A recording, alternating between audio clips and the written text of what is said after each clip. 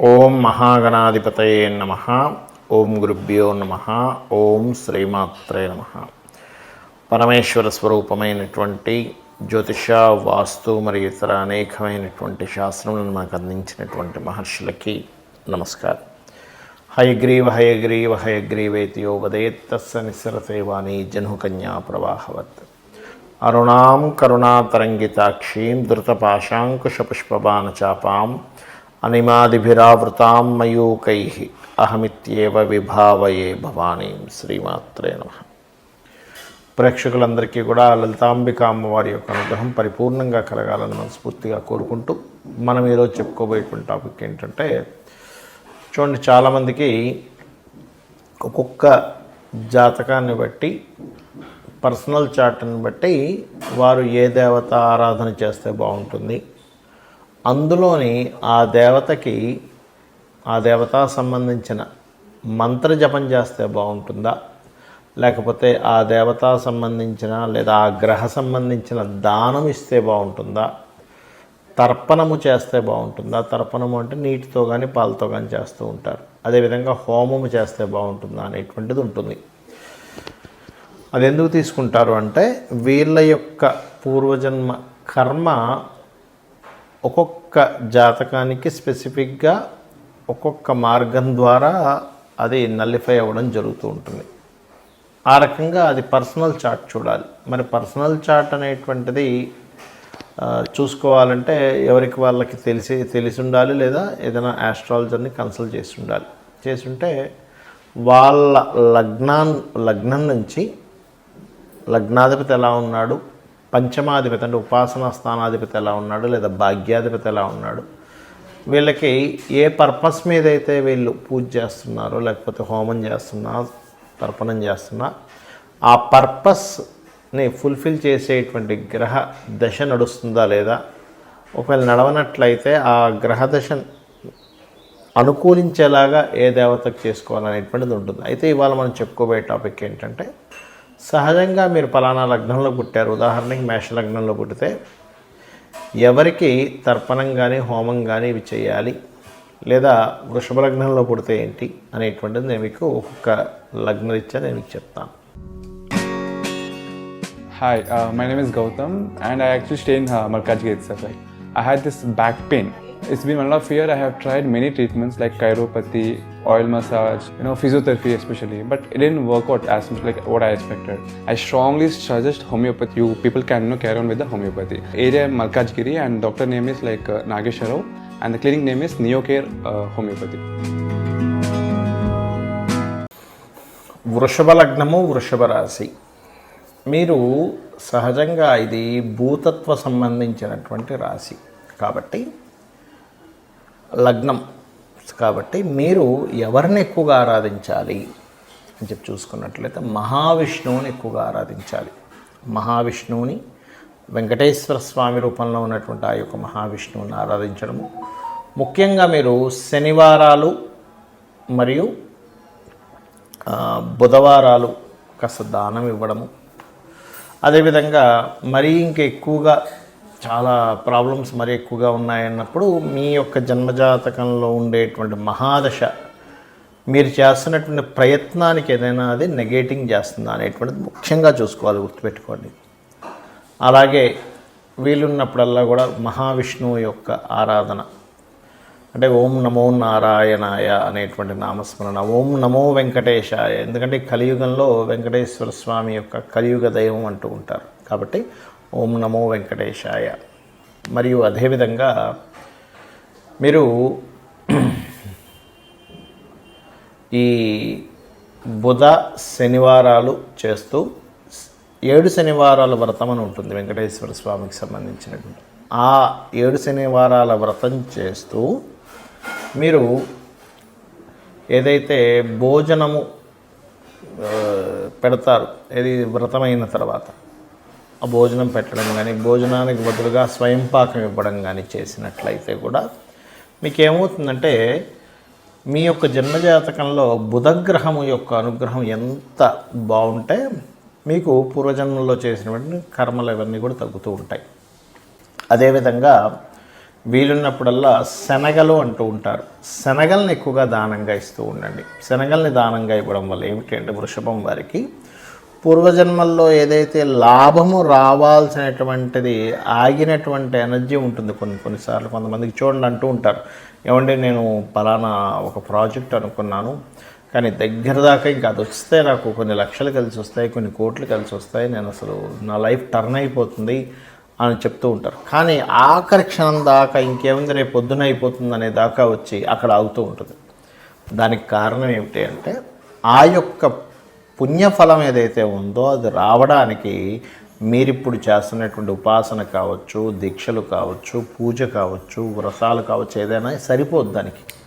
ఎందుకు రైట్ వేలో ఇంకెక్కడో ఏదో కావాల్సింది ఉంది దానికి. అలాంటప్పుడు ఈ గోధుమలు మన శనగలు కనుక దానంగా ఇస్తూ ఉన్నట్లయితే ఖచ్చితంగా మీకు మీరు అనుకున్నటువంటి సంకల్పం నెరవేరడం జరుగుతుంది. అదేవిధంగా వీలున్నప్పుడల్లా దానాలు చేస్తున్నారు. ఎలా చేయాలండి దానం?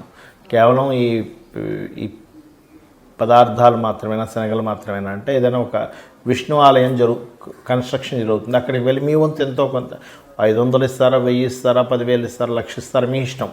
కానీ విష్ణు సంబంధించిన దానికి మీ యొక్క ధనం వెళ్తూ ఉండాలి. అదేవిధంగా దత్తాత్రేయ సంబంధించిన వాటికి కూడా మీ యొక్క ధనం వెళ్తూ ఉండాలి. ఖచ్చితంగా మీకు ఆ స్వామివారి యొక్క అనుగ్రహం కలుగుతుంది.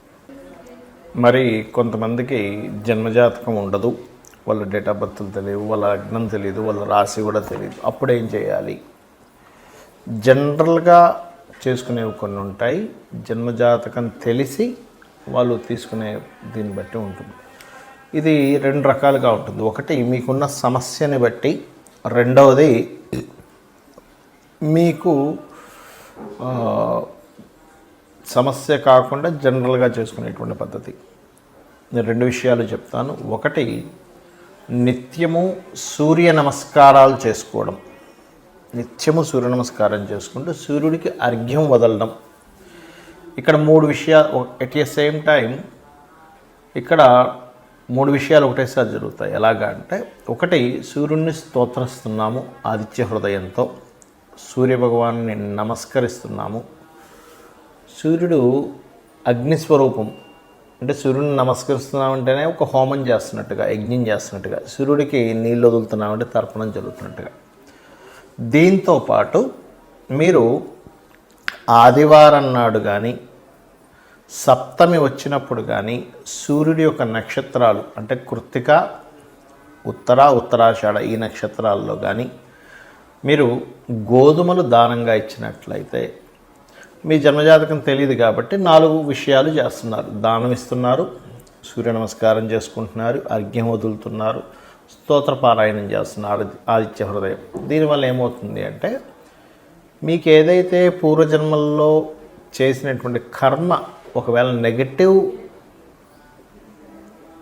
వస్తున్నట్లయితే, ఆ నెగటివ్గా వస్తున్నటువంటి కర్మ అది అక్కడికట్లా ఏదైతే ఆ ప్రభావం చూపిస్తూ మీకు ఇబ్బంది కలుగుతుందో ఆ ప్రభావం అనేటువంటి తగ్గుతుంది. ఇక రెండవది, లలితా సహస్రనామాలు మరియు పితృదేవత సంబంధించిన ఆరాధన. అంటే ఎలాగండి? మీకు డేట్ ఆఫ్ బర్త్ టైం ఏమీ తెలియదు, అప్పుడు ఏం చేయాలంటే, దేవీ భాగవతంలో అమ్మవారే స్వయంగా చెప్పినటువంటి తిథులు కొన్ని ఉన్నాయి. దాని తర్వాత ఇంకో 2 తిథులు కొంతమంది పెద్దవాళ్ళు చేర్చారనుకోండి. అవి ఏమిటి అంటే, ఒకటి చతుర్దశి, అష్టమి, నవమి. ఈ 3 తిథుల్లో నా యొక్క అనుగ్రహం అంటే అమ్మవారి యొక్క అనుగ్రహం చాలా దగ్గరగా ఉంటుందట. ఆ సమయంలో ఎవరైతే దేవీ భాగవత పారాయణం కానీ, చండీ సప్తశతి కానీ, ముఖ్యంగా లలితా సహస్రనామాలు కానీ ఎవరైతే పఠనం చేస్తారో, అంటే బాగా తీవ్రమైనటువంటి కష్టంలో ఉన్నారు, లేకపోతే బాగా తీవ్రంగా ఆగిపోయింది ఏదైనా ఒక విషయం, రోజుకి 27 సార్లు కనుక ఈ తిథుల్లో కనుక చేయగలిగితే మీకున్నటువంటి పూర్వజన్మ పాపకర్మ దగ్ధమవుతుంది. దాని ద్వారా మీరు ఇప్పుడు అనుకున్న సంకల్పం నెరవేరుతుంది. మరియు మొత్తం 5 తిథులు అన్నారు కదండి, 3 చెప్పారు కదా అంటే, తర్వాత చేరినటువంటివి అమావాస్య, పౌర్ణమి కూడా. అమావాస్య, పౌర్ణమి చేస్తే కూడా ఈ యొక్క అమ్మవారి అనుగ్రహం చాలా త్వరగా, చాలా ఎక్కువగా వస్తుంది. ఇక పితృదేవత సంబంధించింది కూడా చేయాలని చెప్పాను. అదేమిటి అంటే ముఖ్యంగా అమావాస్యల సమయంలో కానీ మీ యొక్క పితృదేవతలకు సంబంధించిన తిథుల్లో కానీ మీరు అంటే వాళ్ళు గతించినటువంటి తిథుల్లో కానీ మీరు స్వయం పాకము అంటారు. అంటే 1 కిలోనో 2 కిలోలో 5 కిలోలో మీకు తోచినంత మీ స్తోమతను బట్టి బియ్యము, 2 రకాల కూరగాయలు, 2 రకాల పప్పులు, ఉప్పు, చింతపండు, మిరపకాయలు, ఈ రకంగా వండుకునేటువంటి సామాగ్రి ఏదైతే ఉంటుందో ఒక వ్యక్తి చక్కగా ఇంట్లో వంట వండుకోవడానికి గల సామాగ్రిని మీరు మీకు దగ్గరలో ఆలయంలో ఉన్నటువంటి పురోహితులకి పితృదేవతల కోసం అన్నట్టుగా ఇచ్చినట్లయితే ఇది కూడా మీ జన్మజాతకంలో ఏదైతే రుణరోగ శత్రు సంబంధించినటువంటి భావం బాగా యాక్టివేషన్ అయి మీరు ఇబ్బంది పడుతున్నటువంటి అంశము చేత్తో తీసేసినట్టుగా ఆ యొక్క ప్రాబ్లం అనేటువంటి తగ్గుతుంది. అయితే ఇది చాలామంది ఎన్నిసార్లు చేయాలండి అని అడుగుతూ ఉంటారు. ఒకటే గుర్తుపెట్టుకోండి, నిరంతరము చేయండి. ఎప్పుడైతే మీరు దేవతా కార్యాలు కానీ, హోమాలు కానీ, యజ్ఞాలు కానీ, తర్పణాలు కానీ లేనట్లయితే దానము కానీ మీరు ఎంత చేస్తూ ఉంటారో గుర్తుపెట్టుకోండి, మనం ఎన్ని ఖర్చు పెట్టినా ఒక జీవుడు అంటే ఒక మనిషి జన్మ ఎత్తినప్పటి నుంచి తన తుది శ్వాస అంటే ఆఖరి శ్వాస వరకు కూడా ఎన్నో లక్షలు కోట్లు సంపాదిస్తాడు, ఖర్చు పెట్టేస్తాడు. కానీ ఏది కూడా మన వెంట రాదు. కేవలం భగవత్ సంబంధించినటువంటిది పరోపకారం చేసినటువంటి పరోపకారంగా ఉపయోగించిన ధనం సంబంధించిన పుణ్యము మాత్రమే మన వెంట వస్తుంది. ఇది గుర్తుపెట్టుకోండి. కాబట్టి లేదా గోసేవ, గోవులకు వెళ్ళి సేవ చేస్తే కూడా అది పుణ్యంగా వస్తుంది. కాబట్టి ఇది చేయండి. ఖచ్చితంగా మీకు మీ జాతకంలో ఏ దశ నడుస్తుంది, ఏ అంతర్దశ నడుస్తుంది, గోచారంలో ఎలా ఉంది, ఇవేమీ మీరు కంగారు పడాల్సిన అవసరం లేదు. మీకు తెలియకుండానే సకల దేవతల యొక్క అనుగ్రహము, ఆ లలితాంబిక అమ్మవారి యొక్క అనుగ్రహం మీకు కలుగుతుంది. శ్రీమాత్రే నమః.